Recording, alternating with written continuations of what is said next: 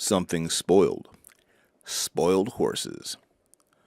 Today we are looking at the film 12 Strong, the declassified true story of the horse soldiers. The film is directed by Nicolai Fuglsig. The screenplay is written by Ted Talley and Peter Craig, based on Doug Stanton's 2009 book Horse Soldiers, which depicts the true-life events that were declassified about an American insurgents into Afghanistan just after the events of 9/11. Film stars Chris Hemsworth as the leader of the horse soldiers, Captain Mitch Nelson. Nelson is spending time with his family and preparing to take an assignment behind a desk when the attacks happen on 9/11. This prompts him to push to get command of his unit back and to answer this profound terrorist attack.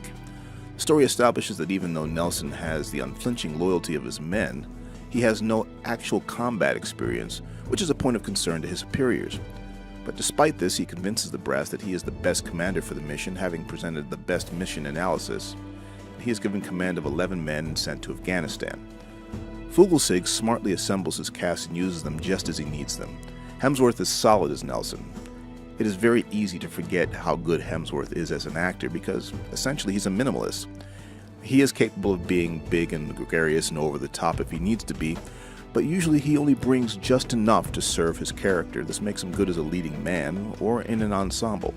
In this film, not unlike other work we've seen from him, that is exactly what's called for.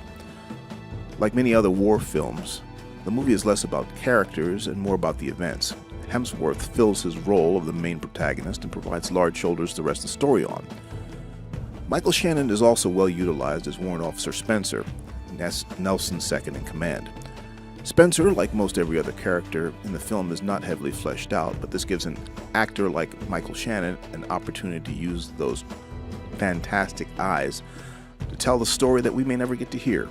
Shannon can create characters we love or hate depending on what he's asked to do with just an expression. Thanks to that, we know all we need to know about Spencer. The rest of the ensemble is similarly tasked. Michael Pena plays that guy, meaning his character is the same smart aleck we've seen him play a dozen times. But it's okay, it's familiar, and it fills out a character that would probably be mostly forgettable otherwise.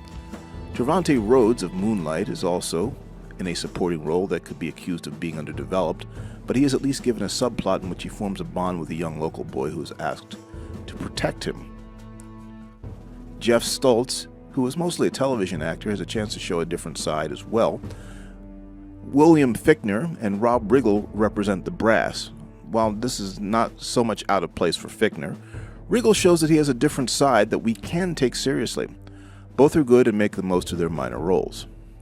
The actor who is given the most to do is Naveed Negahban as General Doston. He is Nelson's in-country contact and his men are embedded with Doston's. Doston gives Nelson the titular horses.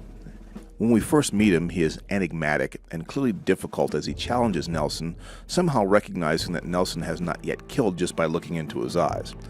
As the story progresses, we learn a bit more about Doston, and his character evolves to a sympathetic one.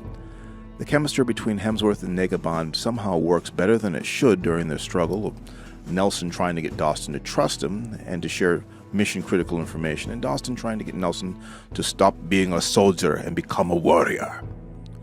Though somewhat truncated, it is the most complex relationship in the film and lays the groundwork for their future friendship.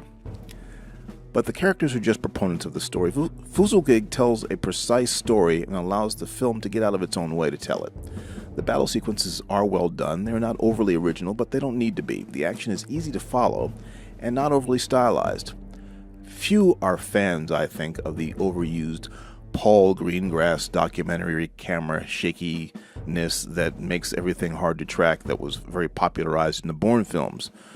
But Fuglsig uses it just enough to sell the feeling of being on horseback. Otherwise, you get the feeling of war, or as close as most of us want to get to feeling it, thanks to the color palette, shot composition, and Lorne Balfe's score. The film is also paced very well. For the most part, at 2 hours and 9 minutes, the film doesn't feel too long or rushed, at least not until the end after the fighting is over, then it sort of clips. That said, the end of the story is most satisfying. And the film doesn't spend any undue time revisiting the events of 9/11. It instantly allows us to understand the drive these guys had to go over there and strike back. While the film does not give us fully realized characters, it does tell a complete story that not only celebrates the men who did this incredible thing, which was going halfway around the world and facing down tanks and artillery on horseback. It doesn't get mired down with the Gulf War politics and frustrations that followed. It gives us a satisfying dramatization of the victory we needed right after suffering such a tragic attack. It's a shame that we had to wait almost a decade before the story was declassified. This film is definitely worth seeing. This one gets a 4. What are your thoughts? Have you seen 12 Strong? Did you like it? Did you think it was a waste of time? Whatever your thoughts are, leave your comments below. And as always, if you'd like to see more, please click that subscribe button and click the bell so that you too can get spoiled. We'll catch you next time.